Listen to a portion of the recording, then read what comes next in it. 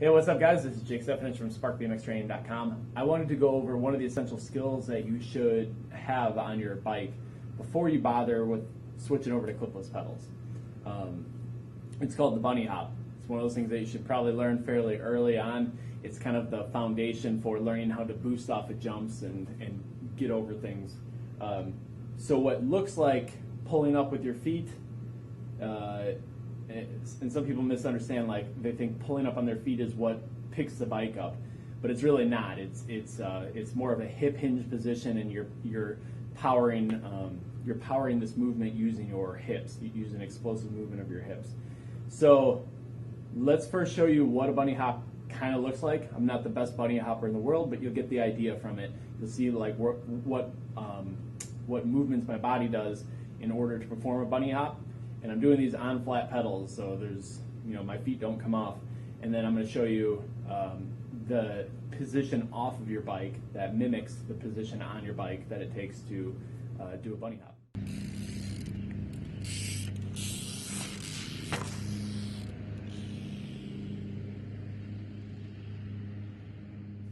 All right, so here's some of the mechanics of bunny hop. You'll see me just come through at full speed doing a couple normal bunny hops to flat ground, nothing special. And here I come back around and we'll do it in slow-mo. You'll see me kind of get down into my riding position, attack position, eyes are straight ahead, hips go back, and then I project my weight through the pedals, and weight goes up into the air, bike comes up into the air into our bunny hop, try to land as soft as possible on flat ground without bending a rim. And come back around. I do it one more time.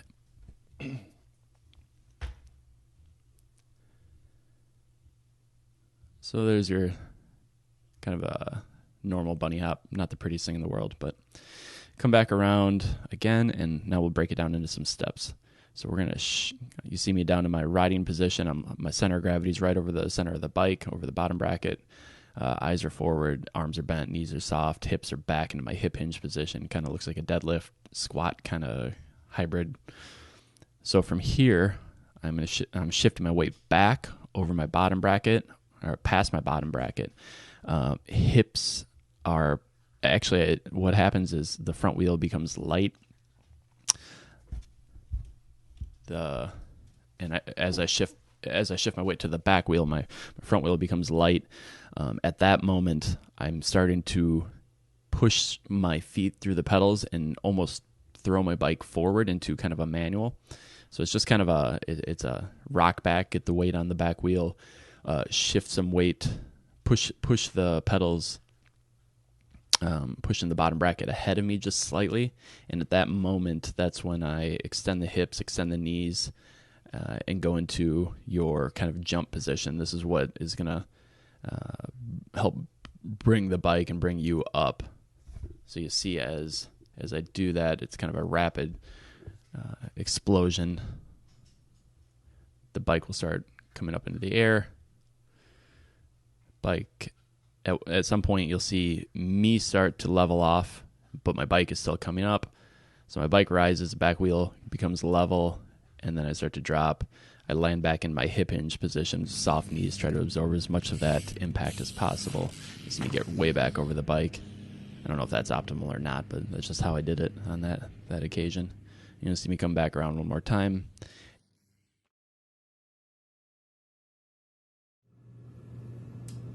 Okay, so you saw that lovely demonstration of a bunny hop.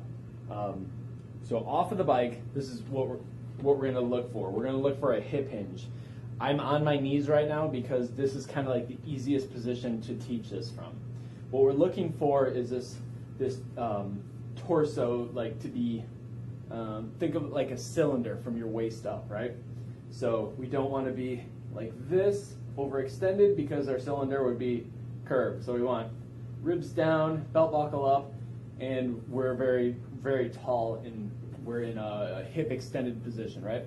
So what we want to think about doing is folding at the hips right here. So if you kind of give yourself a karate chop in the hips, we would push our butt back. Think about pushing your butt back towards your heels.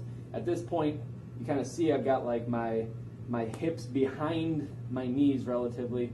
They're above my knees, and my shoulders are kind of stacked over my knees, right?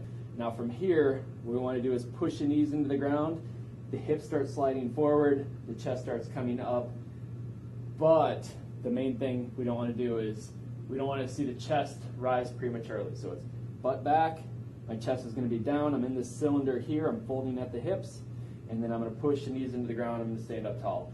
I like teaching from the knees for a lot of kids at first because it just takes away one joint of the body. Then they don't have to worry about ankles and keeping their shins vertical or anything like that. So they got to be able to get this first.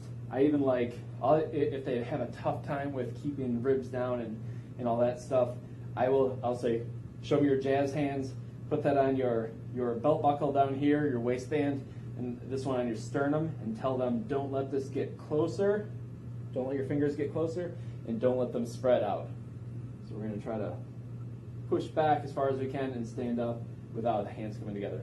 Once we own this position down here on our knees, we're going to get up on our feet, and same thing.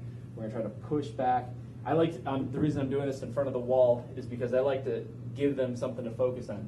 Try to reach the wall, but don't let their knees go backwards. So you don't want their knees going backwards like this, and you don't want their knees going forwards like this, because then they won't really get their hips back. They won't be in a squat. You want vertical shins, and you're trying to push your butt back. Sometimes this is a little trick that really helps. I take my hands, put them by my side, and I tell people, as my butt starts to go back towards the wall, I'm going to reach my hands forward to the opposite wall. So it's like this. Get them down as far as they can. Push through the ground to stand up tall. Reach. Really work this pattern. They've got to have this pattern if they want to get into that bunny hop position and be able to stand up explosively.